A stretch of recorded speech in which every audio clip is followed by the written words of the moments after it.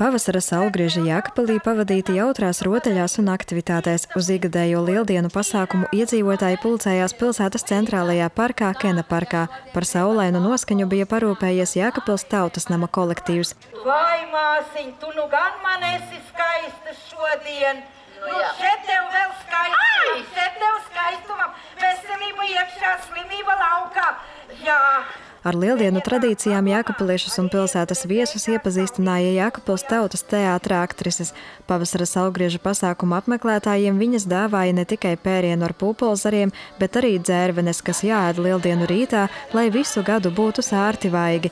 Par jautru atmosfēru gādāja Jēkabpils amatiermākslas kolektīvi, kā arī Līvānu folkloras kopa Ceiruleits.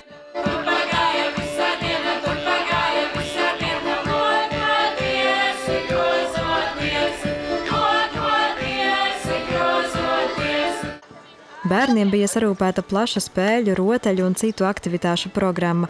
Olu krāsošanā un ripināšanā, stafetēs un citos atraktīvos uzdevumos iesaistījās gan lielāki, gan mazāki pasākuma apmeklētāji. Bija aktivitātes, kur varēja izpausties radoši, bija arī tādas, kur vajadzēja parādīt veiklību un ātrumu. Tev bija grūti šitas uzdevums? Nē. Nebija grūti? Nē. Patīk pasākums? Jā. Un kā jūs svinat lieldienas ģimenē? Krāsojam olas, pēc tam kaulējamies, un tad ejam uz pilsētu skatīties, kas notiek.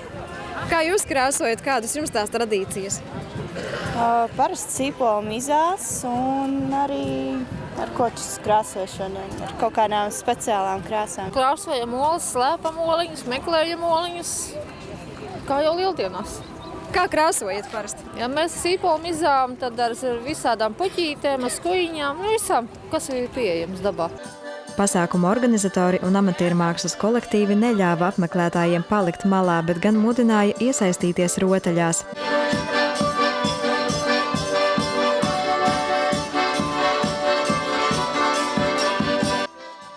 Senči jau izsenis svinējuši pavasara saulgriežus, tādā veidā paužot prieku par pavasara iestāšanos un to, ka dienas turpina kļūt garākas, bet naktis īsākas. Sandra Paigļkalne, Kaspars Daņļevičs, Vidusdaugavas televīzija.